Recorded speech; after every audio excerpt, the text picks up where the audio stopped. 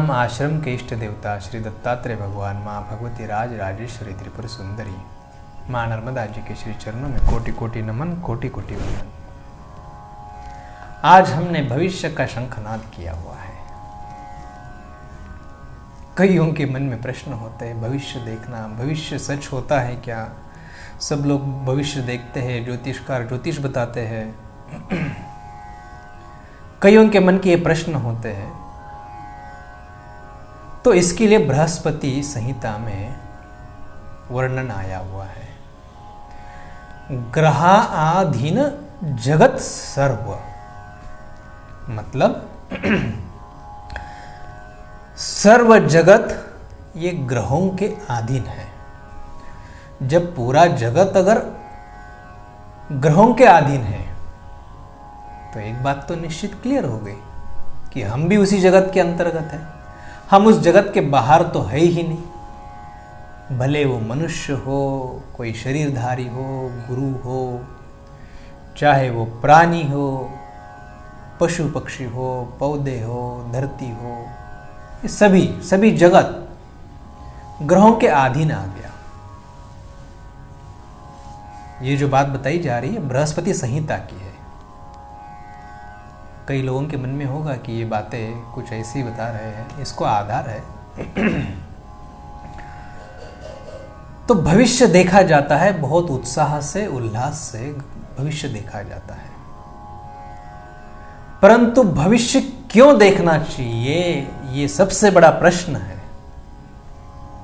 तो लोग बोलते हैं कि हमें सुख चाहिए, कष्ट नहीं हो, पीड़ा नहीं हो, तकलीफ नहीं हो, धन अर्जन कैसे होगा, कम मेहनत में हमें धन संपदा बहुत कैसे मिलेगी, नावलौकिक कैसे होगा, यश, कीर्ति, आयुष्य, आरोग्य, धन संपदा, कुल, गोत्र, वंश, इनमें वृद्धि नहीं होती है, अड़ी अड़चन आती है, समस्याएं आती है। तो ऐसी समस्याओं का निदान करने के लिए भविष्य देखा जाता है। ये लोगों की मान्यता है, परंतु वास्तविक सत्य क्या है? ये देखने से और भविष्य देखने का इसका जो संबंध है वो किस प्रकार है? वो भविष्य देखने से कुछ उपाय करने से ये सरल सुलभ हो जाएगा? नहीं, ये समझ अधूरी है। अब ये समझ अधूरी कैसे है? हमारे जो संचित कर्म जो है उससे हमारा प्रारब्ध बनता है, और प्रारब्धवश हमारा मनुष्य जन्म प्राप्त हुआ है।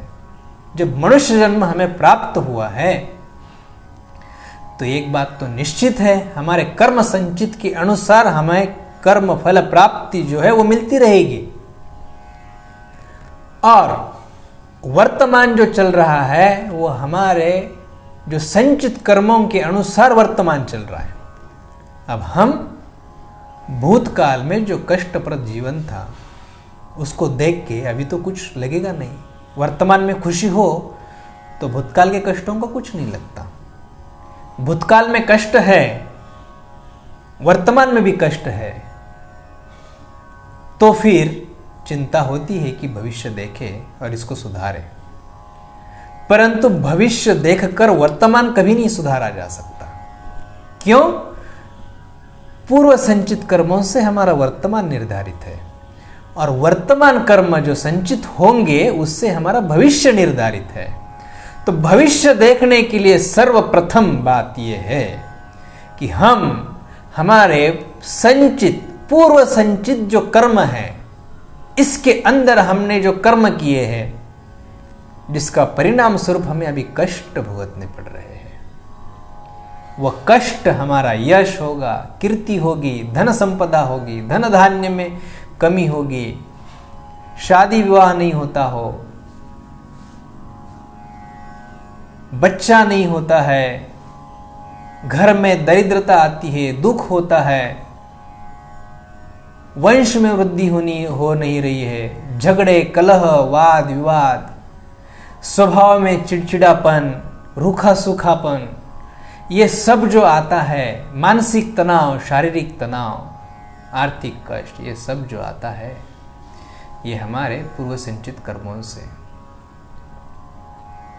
तो इसके लिए हमने क्या कर्म किया था वो उसमें दिखता है। और वो गलती दोबारा दोहराए नहीं, उसमें हम परिवर्तन करें।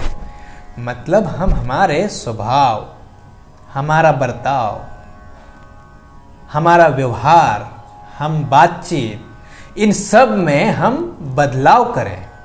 इसलिए भविष्य देखा जाता है। भविष्य देखना मतलब हम भविष्य देखकर कोई जादू की छड़ी घुमा दी और कुछ इलाज कर दिया और हमारा वर्तमान सुधर गया, नहीं। हम वैदिक परंपरा से, पत्रिका के अनुसार, पामेष्टि शास्त्र से, हस्त से, सामुद्रिक शास्त्र माने चेहरे से जो भविष्य देखते हैं, तो ये भविष्य देखने के बाद इन सब हमारे पूर्व संचित कर्मों का, इसी जन्म का नहीं अपितु पूर्व जन्म का, पिछले जन्मों का भी इसके अंदर वर्णन आता है, इसके अंदर निकलता है। वो ग्रहों की स्थिति वो बताते हैं कि हमारे कर्म क्या थे, किस कर्म के कारण हमें कौन सा कष्ट झेलना पड़ेगा।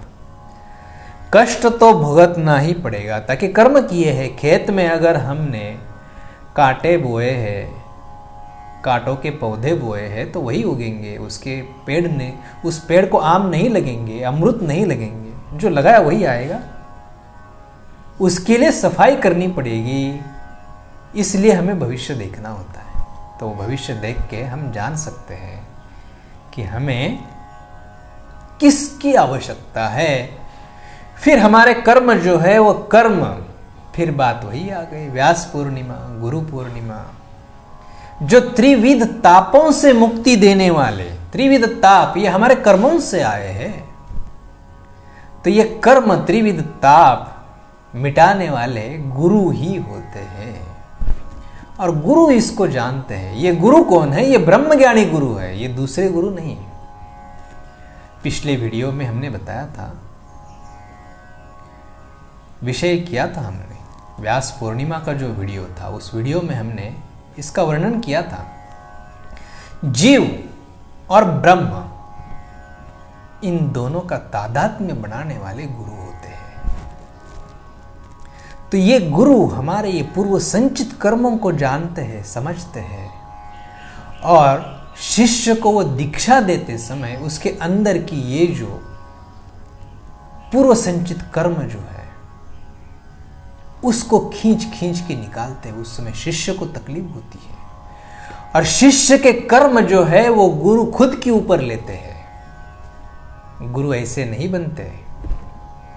शिष्य के कर्मों की जो गति होती है, शिष्य के जो कर्म होते हैं, पूर्व संचित कर्म, उसको गुरु अपने पे लेते हैं, वो गुरु सहते हैं।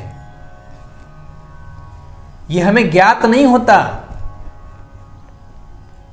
ये बहुत ऊंची बात है, बहुत ऊंची बात है। ब्रह्मज्ञानी गुरु ऐसे नहीं होते। गुरु कई प्रकार के होते हैं, हमने बताया आपको। जन्म से लेके मृत्यु तक आपको जन्म के बाद दाई बताती है कैसे रहन सहन करना, क्या करना, बच्चों का पालन कैसे करना। मृत्यु होने के बाद भी आपको किस तरह बांधना चाहिए अर्थी पे, उसके बताने वाले भी गुरु होते हैं। तो ऐसे जन्म से लेके मृत्यु तक कई गुरु मिलेंगे आपको, परंतु मोक्ष प्राप्ति, त्रिविध तापों से मुक्ति देने वाले गुरु साक्षात गुरु ब्रह्मा, गुरु विष्णु, गुरु देव महेश्वरा, गुरु साक्षात पर ब्रह्म। ब्रह्म और जीव, ये ब्रह्म और जीव, ये तत्व सशरीर जो गुरु है, ब्रह्मज्ञानी जो गुरु है, वो तादात्म्य मिलाकर आपको ब्रह्म स्वरूप में उस यात्रा के लिए, उस सद्गति के लिए आगे भेजते हैं। इसलिए हमें गुरु की आवश्यकता है। भविष्य इस कार्य के लिए देखा जाता है, ना कि बल्कि हम भविष्य देखकर, कुछ उपाय करके, कुछ इलाज करके हम हमारा वर्तमान बदलना नहीं। हम वो इलाज करके, उपाय करके हमारा आने वाला जो समय है उसमें हमारे स्वभाव के अंदर क्या बदलाव करना है, हमारे कर्मों के अंदर क्या बदलाव करना है, हमारे व्यवहार में क्या बदलाव करना है, हमारे आचरण में क्या बदलाव करना है, ये सबसे बड़ी महत्वपूर्ण बात आती है भविष्य देखना।